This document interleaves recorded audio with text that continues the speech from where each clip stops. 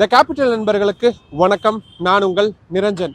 SIR விவகாரத்தில் ராகுல் காந்தியை கூப்பிட்டு வச்சு அசிங்கப்படுத்தியிருக்காங்க பாரதிய ஜனதா கட்சியினர். அவர் கோபத்தில் வெளியே போகிறப்போ கை தட்டி மேஜையை தட்டி அங்கிருந்த பாஜக எம்பிக்கள் எல்லாம் சத்தம் போட்டு ஊன்னு அந்த கோஷங்கள்லாம் எழுப்பி அவரை எந்த அளவுக்கு அசிங்கப்படுத்த முடியுமோ அந்த அளவுக்கு அசிங்கப்படுத்தியிருக்காங்க. அதை பற்றி தான் இந்த வீடியோவில் நம்ம இன்னைக்கு விரிவாக பார்க்க இருக்கிறோம். அதுக்கு முன்னாடி நம்ம சேனலில் இன்னும் நிறைய பேர் சப்ஸ்கிரைப் பண்ணாமல் பார்த்துட்டு இருக்கீங்க. உங்களுக்கே தெரியும், உங்களுடைய ஆதரவை நம்பி மட்டும்தான் டெல்லியிலிருந்து இயங்கக்கூடிய முதல் தமிழ் யூடியூப் சேனலை அதை நடத்திட்டு இருக்கிறேன். அதனால நம்ம சேனலை சப்ஸ்கிரைப் பண்ணிக்கோங்க. வாங்க இப்போ வீடியோக்குள்ளே போகலாம். எஸ்ஐஆர் விவகாரம், வாக்கு திருட்டு விவகாரம், இதை ரெண்டையுமே ராகுல் காந்தி பல மாசங்களா சொல்லிக்கிட்டு இருக்கிறாரு. பாரதிய ஜனதா கட்சி வாக்கு திருட்டுல ஈடுபட்டு தான் தேர்தலில் ஜெயிக்கிறாங்க. ஹரியானாவில், மகாராஷ்டிராவில், கர்நாடகாவில் இதை நாங்கள் கண்ணார பார்த்துருக்குறோம். இதுக்கான ப்ரூஃபும் என்கிட்ட இருக்குது அப்படின்னு 3 முறைக்கு மேலே ப்ரெஸ் மீட் பண்ணி நிறைய முக்கியமான ஆதாரங்களையும் தகவல்களையும் அவர் வெளியிட்டிருந்தார். அதில் மிக முக்கியமானது, ஒரே வீட்டில் 100கணக்கான வாக்காளர்கள் இருப்பாங்க, இல்லை ஒரே வாக்காளர் நிறைய மாநிலங்களில் வாக்காளர் பட்டியலில் இடம்பெற்றிருப்பாங்க. பாரதிய ஜனதா கட்சியினுடைய முக்கிய தலைவர்கள் பலருக்கு பீகார்லேயும் வாக்குரிமை இருக்கும், உத்தரப்பிரதேசத்திலையும் வாக்குரிமை இருக்கும், மத்திய பிரதேசத்திலையும் வாக்குரிமை இருக்கும். இது எல்லாத்தையுமே அவர் ஆதாரங்களோட வெளியிட்டிருந்தாரு. தேர்தல் ஆணையம் இது சம்பந்தமா பதிலளிக்கணும் அப்படின்ற ஒரு விஷயத்தையும் அவர் சொல்லிக்கிட்டே இருந்தாரு. தேர்தல் ஆணையம் என்ன சொல்லியிருந்தாங்க, நீங்க எங்ககிட்ட டைரக்டா வாங்க, எங்ககிட்ட இது சம்பந்தமான கையெழுத்து போட்டு கொடுங்க அப்படின்னு. ஆக்சுவலா அப்படி கையெழுத்து போட்டு கொடுத்தாங்க அப்படின்னா அது ரொம்ப பெரிய சிக்கலா மாறிடும். சப்ஜூடிஸ் அப்படின்ற விஷயமா மாறிடுச்சு அப்படின்னா பொதுவெளியில அதை பத்தி பேச முடியாத ஒரு சூழல் ஏற்பட்டுரும். அதனால ராகுல் காந்தி அதை தவிர்த்துட்டு வந்தாரு. அதே நேரத்தில் தான் எஸ்ஐஆர்னு சொல்லப்படக்கூடிய தீவிர வாக்காளர் சரிபார்ப்பு பணிகளை பீகார் மாநிலத்தில் தொடங்கி வச்சாங்க இந்திய தலைமை தேர்தல் ஆணையம். அதாவது அங்கே இருக்கக்கூடிய வாக்காளர்களில் 65 லட்சம் பேரை வாக்காளர் பட்டியலிருந்து நீக்கியிருந்தாங்க. இந்த 65 லட்சம் பேரும் 2024 நாடாளுமன்ற தேர்தலில் வாக்களிச்சவங்களா இருக்கலாம் அப்படின்னு சொல்லப்படுது. ஆனால் அது பெரிய அளவுக்கு அந்த விவகாரம் பூதாகரமாக வரல அப்படின்றதுனால அது அப்படியே அமுங்கி போயிருந்தது. அதே சூழல்ல அந்த பீகார் மாநிலத்தில் என்ன மாடலில் பண்ணாங்களோ அதை அப்படியே தலைகீழாக மாற்றி தமிழ்நாடு, உத்தரப்பிரதேசம், குஜராத் அப்படின்னு நாடு முழுக்க இருக்கக்கூடிய 12 மாநிலங்களில் 50 கோடி வாக்காளர்களை இப்படி சரிபார்க்கிறோம் அப்படின்ற பணிகளில் அறிவிச்சு அதுக்கு 1 மாதம் மட்டுமே கால அவகாசம் அப்படின்றது கொடுக்கப்பட்டிருந்துச்சு. அதுக்கு தமிழ்நாடு கவர்மெண்ட் எந்த அளவுக்கு எதிர்ப்பு தெரிவிச்சிருக்காங்க, உச்சநீதிமன்றத்தில் வழக்குகள்லாம் தாக்கல் செஞ்சிருக்காங்க அப்படின்றது எல்லாமே உங்களுக்கு தெரியும். ஆனால் இந்த விஷயம் சம்பந்தமா இன்னும் நிறைய விவாதங்கள் நடத்தணும், அதுக்கு இடம் நாடாளுமன்றம் தான் அப்படின்ற ஒரு குரலை ராகுல் காந்தி முதல்லயே சொல்லியிருந்தாரு. இந்த நாடாளுமன்ற குளிர்கால கூட்டத்தொடரில் 2 அவைகள்லையுமே இதை பற்றி பேசணும் அப்படின்ற ஒரு கோரிக்கையும் அவர் முன் வச்சுட்டு இருந்தாரு. முதல்ல பாரதிய ஜனதா கட்சி அதுக்கு முடியவே முடியாதுன்னு சொல்லிட்டு இருந்தாங்க. தொடர்ச்சியாக எதிர்கட்சிகள் அவையை முடக்கிக்கிட்டே இருந்ததுனால கொஞ்சம் இறங்கி வந்திருந்தாங்க பாரதிய ஜனதா கட்சியினர். சரி, விவாதம் நடத்துவோம் அப்படின்னு சொல்லியிருந்தாங்க. அப்படியான விவாதம் அப்படின்றது தான் மக்களவையில் 2 நாட்களாக நடந்துகிட்டு இருந்துச்சு. 2 தரப்பிலிருந்துமே நிறைய விஷயங்கள் பேசப்பட்டது.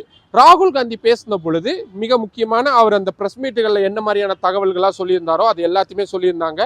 பாரதிய ஜனதா கட்சி பண்ணக்கூடியது தேச விரோதம் அப்படின்னு கடுமையாக அவர் சாடி இருந்தார். இதுக்கு பதிலடி கொடுக்கணும் அப்படின்னு பாரதிய ஜனதா கட்சியினர் தயார் நிலையில தான் இருந்தாங்க. அந்த வாய்ப்பை மத்திய உள்துறை அமைச்சர் அமித்ஷா மிக சரியா பயன்படுத்திக்கிட்டாரு அப்படின்னு தான் சொல்ல வேண்டியதா இருக்கு. மக்களவையில் பதிலளிக்க தொடங்கினாரு அமித்ஷா அவர்கள். அவர் எடுத்த உடனேயே இந்த வாக்கு திருட்டு அப்படின்றது ஒன்று நடக்கவே நடக்கல, மக்கள் பாரதிய ஜனதா கட்சி மீது நம்பிக்கை வச்சிருக்காங்க, அந்த நம்பிக்கையின் அடிப்படையில தான் நாங்கள் ஜெயிச்சுக்கிட்டு இருக்கிறோம். நீங்க ராமர் கோயில் கட்டினதை எதிர்த்தீங்க, அதனால தான் நீங்க தோத்தீங்க. நீங்க பிரிவு 370 ரத்து செஞ்சதை எதிர்த்தீங்க, அதனால தான் நீங்க தோத்தீங்க. அதே மாதிரி முத்தலாக் தடை சட்டத்தை நீங்க எதிர்த்தீங்க, அதனால தான் நீங்க தோத்தீங்க. சிஏஏவை எதிர்த்தீங்க, அதனால தான் நீங்க தோத்தீங்க அப்படின்னு காங்கிரஸ் கட்சியும் இந்தியா கூட்டணியும் எங்க தோத்தாங்க அப்படின்ற விஷயத்த பட்டியலிட்டு பேசிக்கிட்டே இருந்தார். பட் இதெல்லாம் விஷயமே கிடையாது. அவர் டைரக்டா மீண்டும் நேரு காலத்துல இருந்து இந்த தேர்தல் ரிஃபார்ம் சம்பந்தமான விஷயங்கள்ல அட்டாக் பண்ண தொடங்கினாரு. நேரு காலத்திலேயே தேர்தல்கள்ல நிறைய முறைகேடு நடந்துச்சு அப்படின்ற குற்றச்சாட்டை முன் வச்சார். அதே மாதிரி இந்த மின்னணு வாக்குப்பதிவு இயந்திரங்கள் அப்படின்றது ராஜீவ்காந்தி அவர்கள் பிரதமராக இருந்த பொழுதுதான் இந்தியாவில் அறிமுகப்படுத்தப்பட்டது. அப்படின்னா உங்க அப்பாவையே நீங்க எதிர்க்கிறீங்களா அப்படின்னு டைரக்டா ஹிட் பண்ணாங்க. பர்சனல் விஷயங்கள் எல்லாம் சொல்லி டைரக்டா ஹிட் பண்ணாரு மத்திய உள்துறை அமைச்சர் அமித்ஷா அவர்கள். அது மட்டும் இல்லாம உங்க பாட்டி தேர்தலில் முறைகேடு பண்ணாங்க, நீதிமன்றமே அதுக்காக அவங்களுடைய தேர்தலை ரத்து பண்ணியிருக்கிறாங்க, இது உங்களுடைய வரலாறு. அமேதி தொகுதியிலையும் ரேபரேலி தொகுதியிலையும் வயநாடு தொகுதியிலும் நீங்க பெருவாரியான வாக்குகளில் ஜெயிச்சிங்களே, அப்படின்னா நீங்க வாக்கு திருட்டில் ஈடுபட்டுதான் ஜெயிச்சிங்களா அப்படின்ற மாதிரியான நிறைய கேள்விகளை டைரக்டாவே ராகுல் காந்தியை ஹிட் பண்ற மாதிரியான விஷயங்களாவே சொல்லிட்டு இருந்தாங்க. ஒரு கட்டத்துக்கு பிறகு ராகுல் காந்தி வெக்ஸ் ஆகி போய் எந்திரிச்சு நின்று, நான் என்ன கேட்டுட்டு இருக்கிறேன், நீங்க என்ன சொல்றீங்க?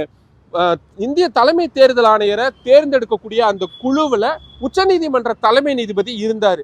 அவரை நீக்கிட்டு இப்ப அந்த குழுவில் பிரதமர் இருக்கிறாரு, மத்திய உள்துறை அமைச்சரான நீங்க இருக்கிறீங்க, எதிர்கட்சி தலைவர் அப்படின்ற முறையில நான் இருக்கிறேன். 3 பேர்ல 2 பேரு நீங்க தான், ஒருத்த மட்டும்தான் நானு. எப்படியும் நான் சொல்றதை நீங்க கேட்க மாட்டீங்க. அப்போ நீங்க உச்சநீதிமன்றத்துடைய தலைமை நீதிபதியே இதுல நம்பலையா? ஏன் இந்திய தலைமை தேர்தல் ஆணையரை நீங்க விரும்பக்கூடிய ஆளா நியமிக்கிறீங்க அப்படின்ற மாதிரியான டைரக்டான ஒரு கேள்வி கேட்டு அதுக்கு பதில் சொல்லுங்கன்னு கேட்டப்போ, நீங்க உங்க தாத்தா காலத்திலையும் உங்க பாட்டி காலத்திலையும் உங்க அம்மா காலத்திலையும் இப்படிதான் தேர்தல் ஆணையர்களை தேர்ந்தெடுத்தீங்க.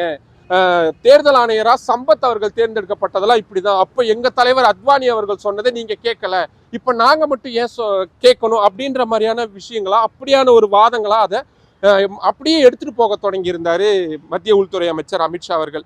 அதுக்கப்புறமா இந்த வாக்கு திருட்டு அப்படின்றது நடக்குது. பிரேசிலை சேர்ந்த ஒரு வெளிநாட்டு அழகி 22 முறை இந்திய வாக்காளர்கள் இந்திய தேர்தல்கள்ல வாக்களிச்சிருக்கிறாங்க அப்படின்ற எவிடன்ஸை நான் கொடுத்துருக்கேன். அதுக்கு என்ன பதில் சொல்றீங்க அப்படின்னா, நீங்க இந்த மாதிரி எங்கிருந்து எடுத்துட்டு வந்தீங்கன்னே தெரியல அப்படின்ற ஒரு பதிலை சொல்லிட்டாரு. சரி, ஒரே வீட்டுல 100கணக்கானவங்க வாக்காளர்களா இருக்கிறாங்க, அதுக்கு என்ன உங்களுக்கு பதில் அப்படின்னு கேட்டா, அந்த ஒரு வீடு 2 ஏக்கர் 3 ஏக்கர் பரப்பளவு இருக்கக்கூடிய மிகப்பெரிய இடம். அந்த ஒட்டுமொத்த இடத்துக்கும் ஒரே அட்ரஸ் தான் இருக்கு. அந்த ஒரு அட்ரஸ்ல 100கணக்கானவங்க இருக்கிறாங்க. அதை எப்படி நீங்க தப்புன்னு சொல்ல முடியும்னு சொன்னாரு. ஒரு மாதிரி சிரிப்பா தான் இருந்தது. பட் அதைத்தான் மத்திய உள்துறை அமைச்சர் அமித்ஷா அவர்கள் அவர் தரப்பு நியாயமா சொல்லியிருந்தாரு. அதுக்கப்புறமா எலெக்ஷன் கமிஷன் ஒருதலை பட்சமா நடந்துக்கிறது, இந்த மாதிரியான விஷயங்கள் குறித்து ராகுல் காந்தி கேட்கறது எல்லாத்துக்குமே டைரக்டா அவரை பர்சனலா ஹிட் பண்ணக்கூடிய, நீங்க நாட்டிலேயே இருக்கிறது இல்ல, நீங்க வெளியூர்களுக்கு போகக்கூடியவரு, நீங்க மதம் சார்ந்த நம்பிக்கை இல்லாதவங்க இருக்கிறவங்க, அப்படி இப்படின்ற மாதிரியான விஷயங்கள்லாம் சொல்லிட்டு இருந்தாரு. இதோடைய உச்சகட்டம் எங்க போச்சு அப்படின்னா, திருப்பரங்குன்றம் விவகாரத்துல நீதியரசர் சுவாமிநாதன் அவர்களுக்கு எதிராக ஜி.ஆர். சுவாமிநாதனுக்கு அவர்களுக்கு எதிராக திமுக ஒரு தகுதி நீக்க நோட்டீஸை கொண்டு வந்திருந்தாங்க. அது என்ன விஷயம் அப்படின்றத நம்ம ஏற்கனவே நம்ம சேனல்லேயே வீடியோவை போட்டிருக்கோம். அதோட லிங்கை நான் கீழே டிஸ்கிரிப்ஷனில் கொடுக்குறேன், போய் பாருங்க. அப்படி ஒரு இந்து மதம் சார்ந்த ஒரு வழக்குல முக்கியமான ஒரு தீர்ப்பை வழங்கின நீதிபதிக்கு எதிராக நீங்க தகுதி நீக்க நோட்டீஸ் அப்படின்றத கொடுத்திருக்கீங்க. வெக்கமே இல்லாம இந்தியா கூட்டணியில் இருக்கக்கூடிய அத்தனை பேரும் அதுல கையெழுத்து போட்டு கொடுத்திருக்கிறீங்க.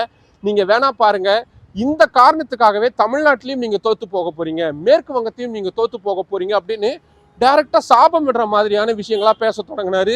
திமுக தரப்புல இருந்து இந்த விஷயம் இதுக்கும் அதுக்கும் சம்பந்தமே இல்லாதது, ஒரு தகுதி நீக்க நோட்டீஸ் பத்தி நீங்க எஸ்ஐஆர் விவகாரத்துல எதுக்காக நீங்க பேசுறீங்க அப்படின்னு அவங்க எதிர்ப்பு பதிவு செய்யறாங்க. பட் சபாநாயகர் அப்படிலாம் எதுவுமே இல்லை. ஏன்னா ஒரு கான்டெக்ட்ல இல்லாத விஷயத்தை எதிர்கட்சிகள் பேசுறாங்க அப்படின்னா சபாநாயகர் உடனடியாக குறுக்கிட்டு இது எதுவுமே அவை குறிப்புல ஏறாது அப்படின்னு தடுத்துருவாரு. ஆனா பிரதமரோ இல்ல பாரதிய ஜனதா கட்சியுடைய நாடாளுமன்ற உறுப்பினர்களோ என்ன பேசினாலும் அதை அவர் அனுமதிச்சுக்கிட்டே இருப்பாரு. அப்படிதான் மத்திய உள்துறை அமைச்சர் அமித்ஷா பேசினையும் அனுமதிச்சுக்கிட்டே இருந்தாரு. ஒரு கட்டத்துக்கு அப்புறமா வெக்ஸாய் போன எதிர்கட்சிகள் எல்லாருமே வெளியே போக தொடங்குறாங்க. ராகுல் காந்தியும் வெளியே எந்திரிச்சு போக தொடங்குறாரு. அப்போ பாரதிய ஜனதா கட்சியினர் அவ்வளவு பெரிய விஷயத்த பண்ணாங்க. எல்லாருமே எந்திரிச்சு நின்று மேஜையை தட்டி ஊன்னு சத்தம் கொடுத்து விசில் அடிச்சு, ஆக்சுவலா இதெல்லாம் பண்ணவே கூடாது, சபாநாயகர் இதெல்லாம் ஏத்துக்கவே கூடாது. ஆனா அவங்க பண்ணியிருந்தாங்க. வெளியே போறியா, பயந்து ஓடுறியா, ஓடிப்போன்னு ஒருமையில பேசி அவங்கள அவ்வளவு தூரம் ஹியூமிலேட் பண்ணியிருந்தாங்க. அப்கோர்ஸ் இதுல இன்னொரு பிரச்சனை என்னன்னா, ராகுல் காந்தி அப்படி பண்ணியிருக்கவும் கூடாது அப்படின்றத பர்சனலா நானும் ஃபீல் பண்றேன். ஏன்னா அவங்க அப்படிதான் அட்டாக் பண்ண போறாங்க. நேருவை தொடர்ந்து அவங்க எவ்வளவு தூரம் விமர்சிச்சுட்டு இருக்கிறாங்க அப்படின்றதெல்லாம் பார்த்துக்கிட்டே தான் இருக்கிறோம். இவங்க தான் விவாதம் அப்படின்றத கேட்கறாங்க. விவாதம்னு வந்தா நிச்சயமா அவங்க இப்படி தனிப்பட்ட முறையில் அட்டாக் பண்ணுவாங்க, இப்படி ஹியூமிலேட் பண்ணுவாங்கன்றது அவங்களுக்கும் தெரியும். ஆனா தெரிஞ்சும் தான் இவங்க இந்த விவாதத்துக்கு போறாங்க. அப்படி போகும் பொழுது ஓரளவுக்கு அதை அமைதியாவது கேட்டுக்கிட்டு இருந்திருக்கணும். அது அவங்களுடைய மனநிலை எப்படின்னு தெரியல. பட் ஆனா அதை பாரதிய ஜனதா கட்சியினர் கொண்டு போறது, பயந்து போய் இவங்க இந்த கூட்டத்தொடரை விட்டு வெளியே போறாங்க, கோழைங்க இவங்கெல்லாம் அப்படின்னு சொல்லி ஒரு மாதிரி விமர்சிச்சது. அது ஒரு பெரிய ஒரு தர்ம சங்கடமான சூழலா இருந்துச்சு. நாடாளுமன்றம் அப்படியான விஷயங்களா இருக்கக்கூடாது அப்படின்றத நானும் பர்சனலா விரும்புறேன். ஆனா இப்படி கோவப்படுறத காங்கிரஸ் கட்சியினர் உண்மையிலுமே அவங்க வெளியே தான் பண்ணியிருக்கணும். இவ்வளவு பெரிய ஒரு பேச்சு நடந்திருக்கு. பிரதமர் நரேந்திர மோடி இந்த கூட்டத்தொடர்லயே நேரு அவர்களை பத்தி எவ்வளவு தூரம் பேசினார் அப்படின்றது எல்லாருக்குமே தெரியும். ஆனா அதுக்கு காங்கிரஸ் கட்சியிலிருந்து என்ன எதிர்வினை வந்திருக்கு, அவங்களுடைய ஒரு சட்டத்திற்கு உட்பட்ட போராட்டம் மாதிரியான விஷயங்களை எவ்வளவு தூரம் பண்ணியிருக்கிறாங்க அப்படின்றதெல்லாம் நம்ம தெரியாத ஒரு விஷயம்தான். ஒட்டுமொத்தத்துல ராகுல் காந்திக்கு ஒரு மிகப்பெரிய அவமரியாதை, அவமானம் அப்படின்றது நாடாளுமன்றத்தில் ஏற்படுத்தப்பட்டிருக்குது. அதே பாரதிய ஜனதா கட்சியினர் அவங்களுக்கு அதெல்லாம் ஒரு பெரிய விஷயமே இல்லை, அவங்க அதை வேணும்னே தான் பண்ணாங்க, அதை அவங்க திருப்பவும் பண்ணதான் போறாங்க. அப்படியான ஒரு விஷயங்கள் தான் நடந்திருக்கு. இப்போ ஒட்டுமொத்த இந்த நிகழ்வை, ராகுல் காந்திக்கு நடந்த இந்த விஷயம், பாரதிய ஜனதா கட்சியினருடைய செயல்பாடுகள், இது எல்லாத்தையும் நீங்க எப்படி பாக்குறீங்க? உங்களுக்கு தோணக்கூடியதை கீழே கமெண்ட் பாக்ஸ்ல சொல்லுங்க. மற்றும் ஒரு வீடியோவில் சந்திக்கலாம். நன்றி. நம்மளோட கேபிட்டல் சேனலை இன்னும் நிறைய பேர் சப்ஸ்கிரைப் பண்ணாம பார்த்துட்டு இருக்கீங்க. உங்களுக்கே தெரியும், உங்களுடைய ஆதரவை நம்பி மட்டும்தான் டெல்லியில இருந்து எங்கக்கூடிய முதல் தமிழ் யூடியூப் சேனலை அதை நடத்திட்டு இருக்கிறேன். இப்போ இந்த மாதிரியான ரொம்ப ரொம்ப முக்கியமான தகவல்கள் உங்களுக்கு உடனுக்குடன் வந்து சேரணும் அப்படின்னா நம்ம சேனலை சப்ஸ்கிரைப் பண்ணிக்கோங்க. நம்ம வீடியோஸை நிறைய பேர் கொண்டு போய் சேருங்க, லைக் பண்ணுங்க, கமெண்ட் பண்ணுங்க. உங்களுடைய ஆதரவை அதிக அளவில் தாருங்கள். நன்றி.